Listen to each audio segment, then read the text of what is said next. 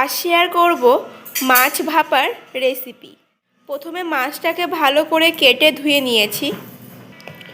এবার লবণ হলুদ মাখিয়ে নেব। দিয়ে দিচ্ছি এর মধ্যে পরিমাণ মতো লবণ, হলুদ আর দেব সামান্য পরিমাণে লঙ্কার গুঁড়ো। এটা এবার ভালো করে মাখিয়ে নেব। ভালো করে মেখে নিচ্ছি। মাখানো হয়ে গেছে। এবার একটা কড়াই বসিয়ে দিয়েছি। কড়াইটাকে ভালো করে গরম করে নেব। কড়াইটা গরম হয়ে গেছে। এর মধ্যে এবার দিয়ে দিচ্ছি তেল।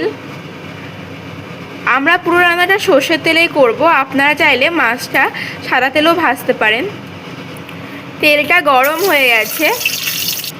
এবার মাছটাকে দিয়ে দিচ্ছি এক এক করে। মাছটা ভাজা হতে হতে একটা পেস্ট তৈরি করে নেব। এবার একটা মিক্সিং জার নিয়ে নিয়েছি। এর মধ্যে দিয়ে দিচ্ছি কাঁচা লঙ্কা, রসুন।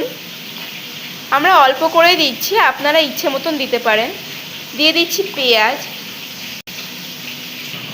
এবার ভালো করে পেস্ট করে নেব। পেস্ট হয়ে গেছে। এবার মাছটাকে উল্টে নিচ্ছি। আমরা মাছটাকে খুব একটা ভাজবো না, হালকা করে ভাজবো। আপনারা চাইলে কাঁচা মাছেরও ভাপা করতে পারেন। এবার তুলে নেব। এবার বাকি মাছটাও ভেজে নিচ্ছি। এবার উল্টে নিচ্ছি।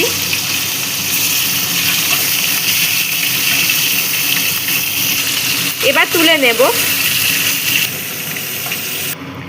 এবার ওই তেলের মধ্যে দিয়ে দিচ্ছি কালো জিরে।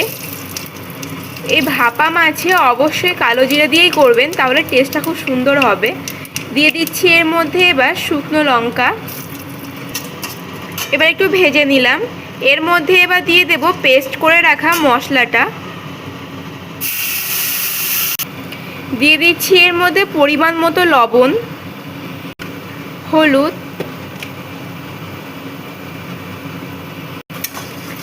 ভালো করে মিশিয়ে নিলাম। এবার যতক্ষণ না তেল বেরোচ্ছে ততক্ষণ মশলাটা কষতেই থাকবো। এই মশলাটা কষা হতে হতে আর একটা পেস্ট করে নেব। এবার ওই মিক্সিং জারের মধ্যে দিয়ে দেব। দিয়ে দিচ্ছি এর মধ্যে পোস্ত, বাদাম। আমরা এখানে এই বাদাম দিচ্ছি, আপনারা চাইলে এখানে কাজু বাদামও দিতে পারেন। এবার ভালো করে এটাকে পেস্ট করে নেব। পেস্ট হয়ে গেছে। এদিকে মশলাটাও প্রায় কষে গেছে। এর মধ্যে এবার দিয়ে দিচ্ছি টমেটো কুচি।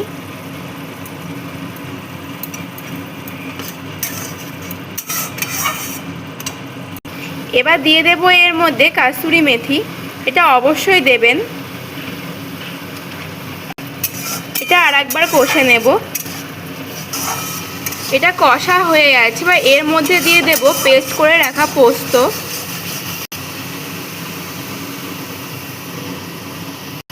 এবার ভালো করে মিশিয়ে নিচ্ছি। এর মধ্যে এবার দিয়ে দেব জল। খুব বেশি পরিমাণে দিব না, অল্প পরিমাণেই দিব। ঝোলটা ফুটে গেছে। এর মধ্যে এবার দিয়ে দিচ্ছি ভেজে রাখা মাছগুলো। দেওয়া হয়ে গেছে। এবার এর মধ্যে দিয়ে দেব কাঁচা লঙ্কা। এটা অবশ্যই দেবেন, তাহলে টেস্টটা খুব সুন্দর হবে। এবার গ্যাসটা লো ফ্লেমে দিয়ে ঢেকে দেব। এবার ঢাকনাটা খুলে নেব। দেখুন প্রায় হয়ে গেছে। দেখতেও খুব সুন্দর হয়েছে।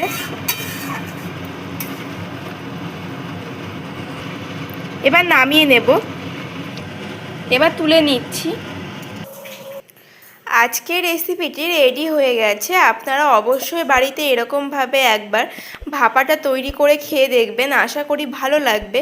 আর ভালো লাগলে একটা like, comment, share and subscribe করে দেবেন।